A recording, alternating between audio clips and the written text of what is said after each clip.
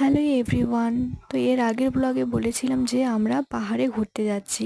তো ফাইনালি আমরা সেই জায়গায় পৌঁছে গেছিলাম। তো জায়গাটার নাম ছিল গুহা পাতাল, নেপাল সাইড ছিল। খুব সুন্দর ছিল জায়গাটা। জায়গার মানে চারপাশটা একেবারে ফুলে ভর্তি ছিল।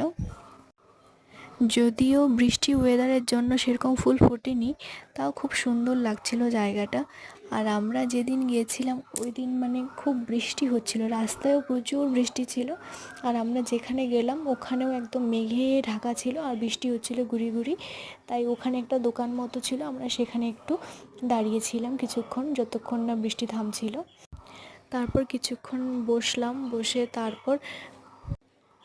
তারপর পাহাড় থেকে নেমে গেলাম, নেমে একটু মোমো খেলাম। পাহাড়ের মোমো খাবো না এটা কখনো হয়, খুব টেস্টি ছিল মোমোটা। তো তারপর একটা মানে কুকুরের বাচ্চা, জানি না কেন আমার বান্ধবীকেই বারবার তাড়া করছিল, মানে ওর জামাটা ধরে টানছিল। ও যখন যেখানে যাচ্ছিল ওর পিছন পিছনই দৌড়াচ্ছিল। তো যাই হোক, আজকের ব্লগটা এইটুকুই।